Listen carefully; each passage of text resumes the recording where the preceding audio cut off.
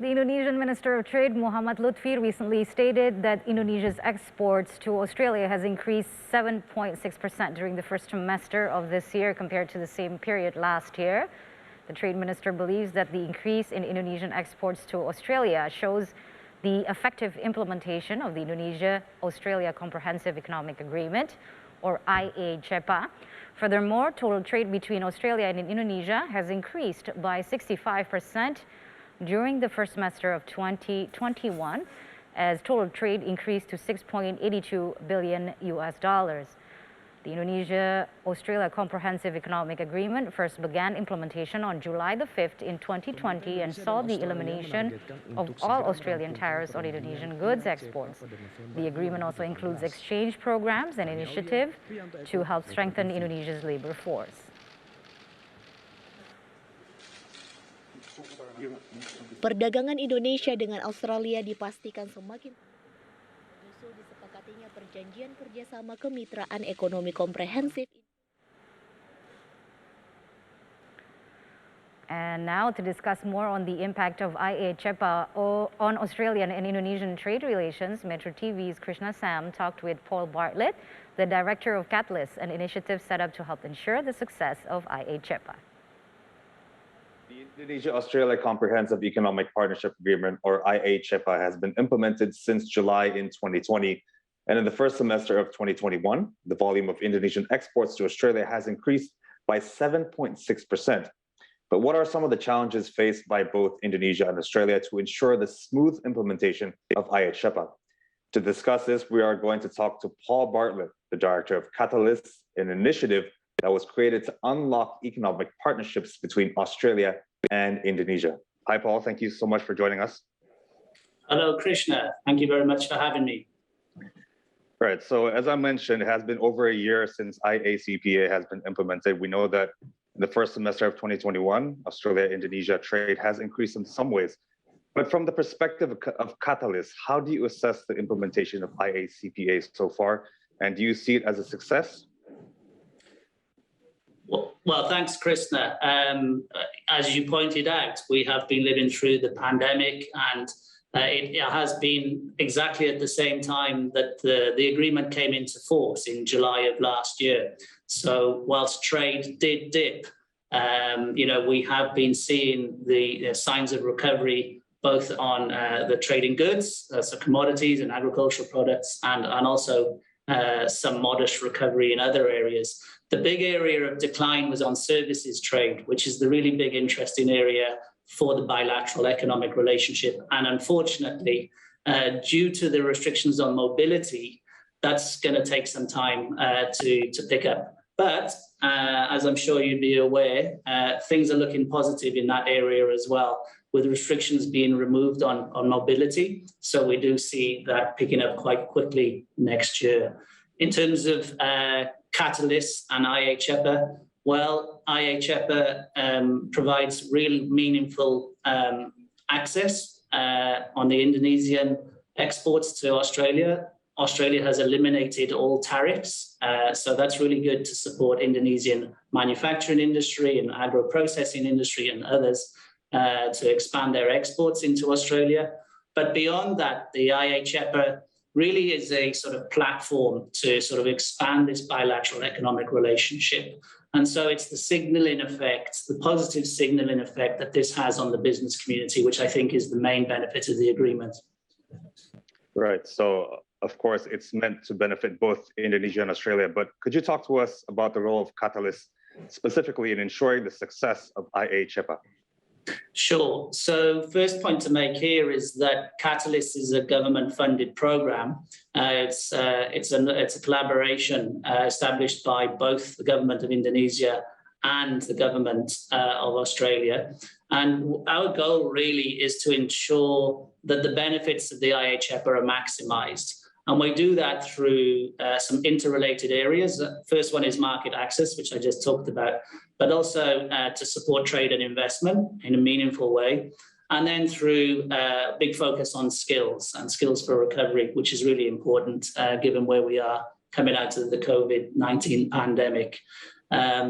We do that through the provision of funding and skills, and local networks with a series of activities, ensuring that those activities meet certain investment criteria around mutual interest and being sort of a significant catalytic importance to the bilateral relationship.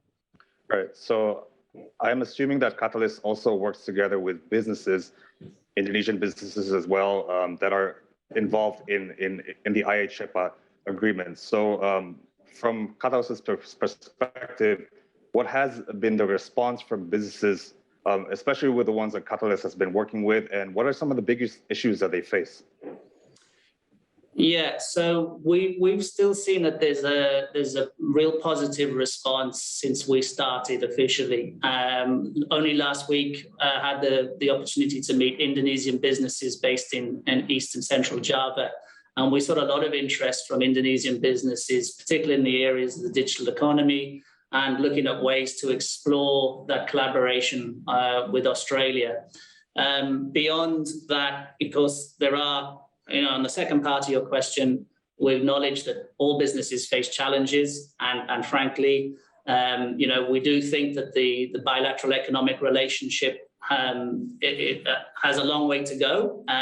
We can see that each business has its own challenges, but I would say that perhaps a common thing that we hear time and time again is just a lack of understanding and a lack of awareness of each other. So we see our role as basically closing that gap between Indonesian businesses and Australian businesses, providing information and sort of reducing that knowledge deficit between the two countries. Right. So you're speaking about this lack of understanding. And of course, the Indonesian has also lamented that some non-tariff obstacles have hampered Indonesian exports to Australia, such as some high quarantine standards, some requirements on packaging and labeling in Australia for Indonesian exports, and other issues such as this. So what is Katalis's view on this, and what kind of efforts can be done to reduce these obstacles? Yeah, I mean, that's correct. We see any trade agreement, but particularly this trade agreement, see one of the key functions of it or its benefits is actually addressing these kinds of issues that hamper the integration of markets. So actually smoothing that trade and investment between the two countries. And the great thing about this agreement is that it actually has mechanisms in place to do that. So there are formal mechanisms to address these sort of bottlenecks on standards, both in goods and in services. And I guess we support that process from a technical perspective. We provide information and technical analysis which feeds into that discussion which takes place between the two governments. Hopefully in that way we get to iron out these problems and trade and investment can flow. Right. But so far, do you think there has been an improvement in kind of these issues, these obstacles, especially, as I mentioned, the packaging label requirements, some the standards that are set in Australia? Have you seen an improvement, or is there still a lot of complaints about this? What we're seeing is not so much complaints, but we're seeing an increased amount of interest from Indonesian businesses to actually sort of reduce that knowledge gap. And so, every country has a right to regulate their trade and investment as they see fit, particularly to protect animal and human health and to protect the environment. And just we see ourselves as being in a position to ensure that that's the key focus, both on the Indonesian and the Australian side. And so that that those regulatory regimes don't creep into unnecessary barriers or sort of more protectionist areas.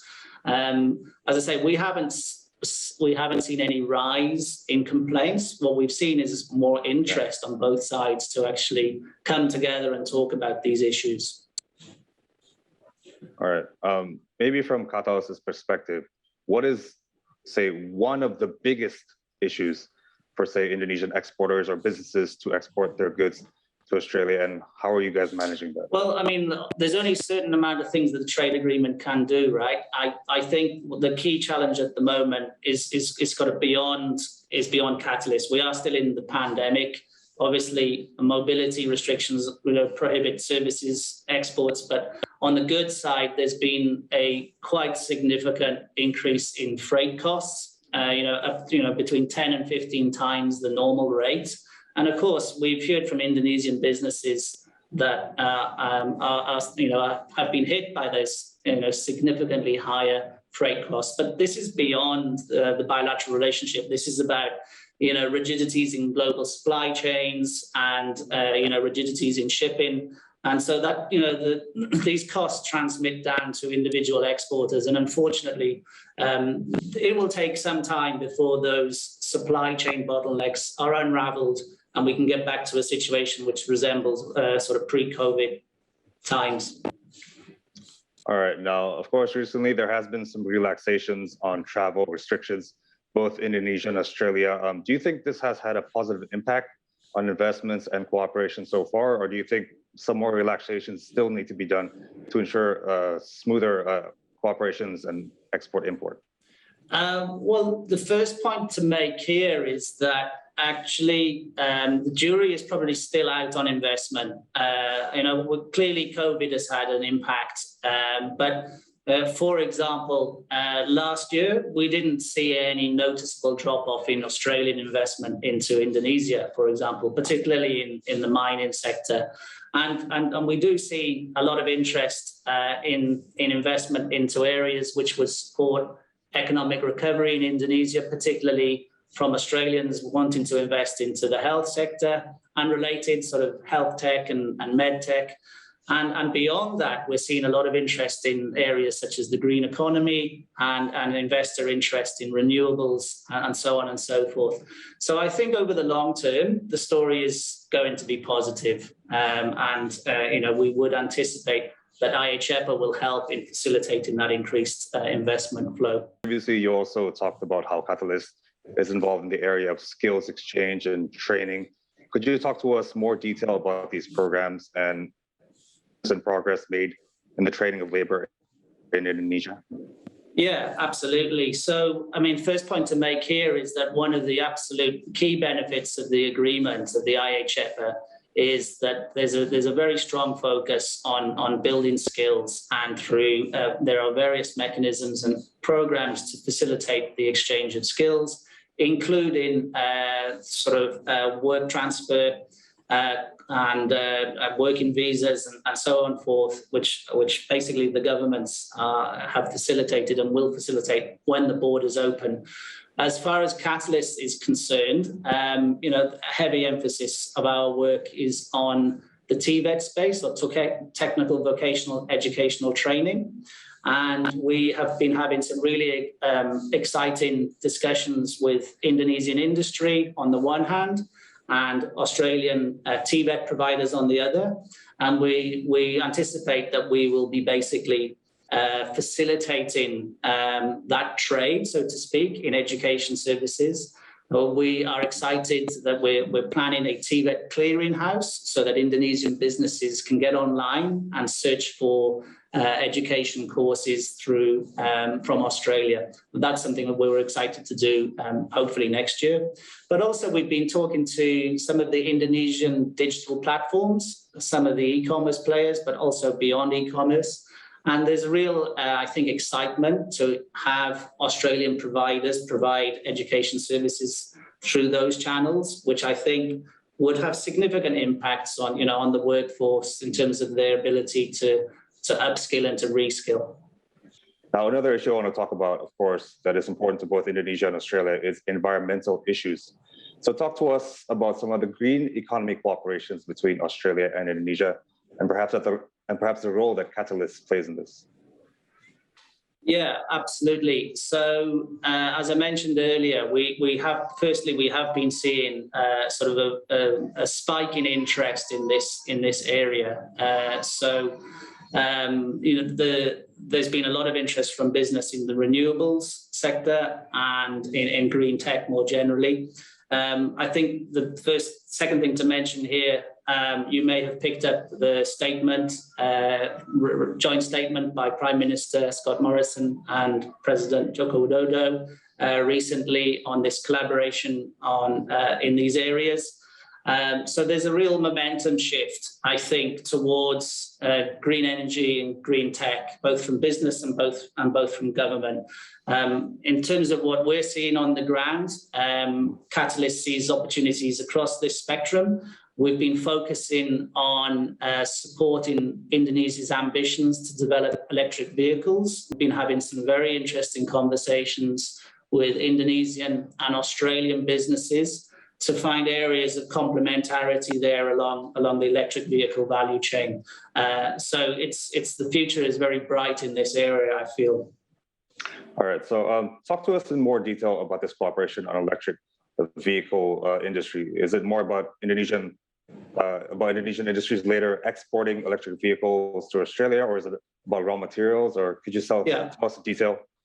Yeah, I mean, it can be all of the above.